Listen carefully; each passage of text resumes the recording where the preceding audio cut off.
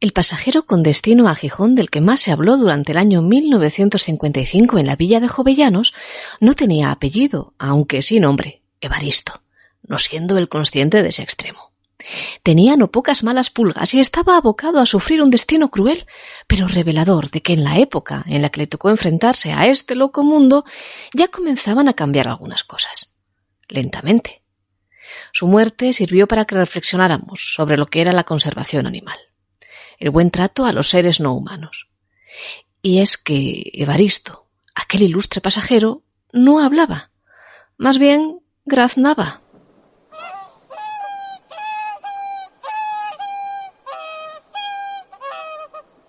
Esta historia empieza a muchas millas de Asturias, concretamente en Irlanda. Allí, en el puerto de Waterford, como a finales de 1955, solían recalar enormes bandadas de cisnes, a cada cual más grande, a cada cual más blanco y a cada cual más hermoso. Una auténtica belleza de aves que en aquellos tiempos se estimaban mucho en los parques de España, entre ellos el Parque de Isabel la Católica, reciente pulmón verde de la ciudad de Gijón. Allí fue, en Irlanda, donde los vio José Luis Ortiz de Zárate, un agregado de máquinas natural de Bilbao y embarcado a la sazón en el buque Atlántico, y quiso traerse con él una pareja de aquellos animales a España. Pero la bandada que sobrevolaba las aguas de Waterford estaba compuesta por ejemplares salvajes, demasiado acostumbrados a la libertad. Evaristo, el protagonista de nuestra historia, sobremanera. Evaristo lucharía por su libertad incansablemente, pero aún así, fue el único miembro de su bandada que fue capturado y subido a bordo del Atlántico. Se despidió de Irlanda entre picotazos y aleteos de gran agresividad, y con una resistencia pertinaz, pero al final no tuvo manera de evitar el tener que despedirse de aquellas tierras.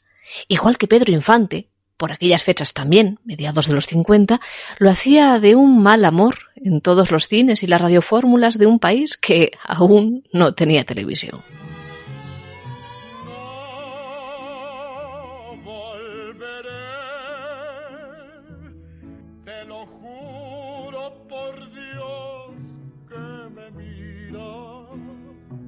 Y no se crean, en el barco no se le trató del todo mal. Al pato se le respeta más que a mí mismo. Dicen que llegó a ordenar el capitán del Atlántico una vez que Evaristo, a bordo, atado con cuerdas al puente del barco y con una depresión de caballo, ya que se negó a comer durante toda la travesía, se debilitó ante los ojos de la tripulación.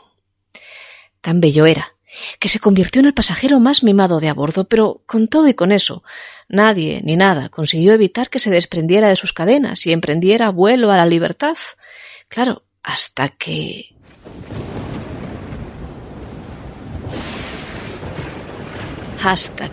estalló la tormenta en alta mar. Y tan lejos como estaba el animal de tierra firme, acabó por descubrir, vaya por Dios, que aun a pesar de que con ello quedase comprometida su libertad, donde estaba más seguro, a fin de cuentas, era en el barco que le enajenara de su hábitat natural. Y así fue como llegó a Gijón. En aguas del Musel, cuando el barco embocaba ya su entrada al puerto, olió el ave la tierra firme y echó a volar. Y entonces comenzó la barbarie. Y Evaristo se topó con que no todos los seres humanos eran tan protectores, ni mucho menos, como aquel viejo capitán del Atlántico.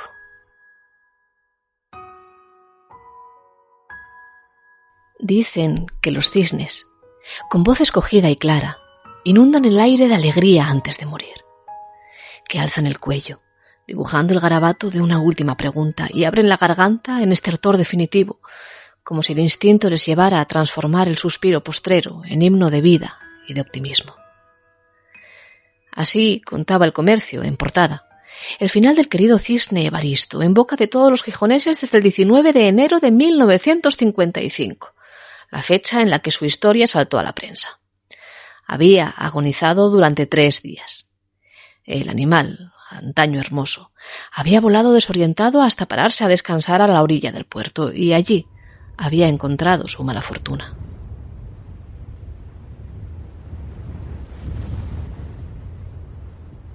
A Evaristo lo prendió, exhausto tras tanta aventura, una pareja de vagabundos que descubrieron en sus aún recias carnes un motivo para sacarse unas perras.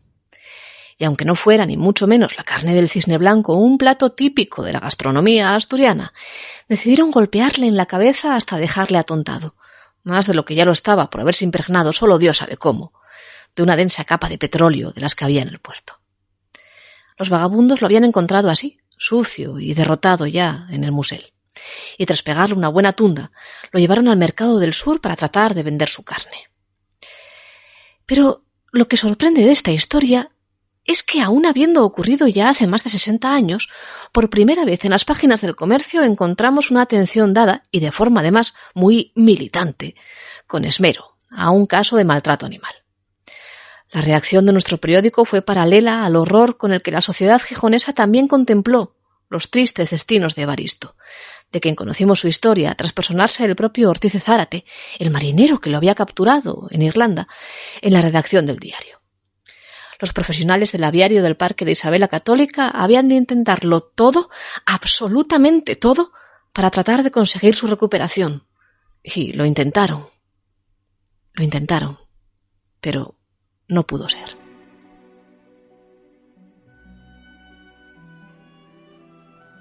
Los operarios trataron de recuperar el animal bajo la dirección del veterinario Francisco Medio, que le suministró inyecciones de aceite alcanforado y compresas de hielo sobre la cabeza, así como una dieta compuesta de papillas de leche y de harina. Pero Evaristo exhalaba ya sus últimos alientos y una sorpresa final, que, a pesar de su sorprendente tamaño y vigorosa fortaleza, a pesar de la musculatura hermosísima de sus patas y sus alas antaño poderosas, no debiera llamarse Evaristo, precisamente, sino Evarista, ya que era una preciosa hembra. En fin, que nada se pudo hacer. El cisne, ahora debiéramos rectificarnos y llamarla en femenino la cisne, del Támesis, como la nombrara el Comercio antes de conocer su origen irlandés, murió en la madrugada del 21 de enero. Ayer, en este periódico, recibimos llamadas y más llamadas preguntando si era cierto el rumor de su muerte. Y es que un cisne también tiene importancia.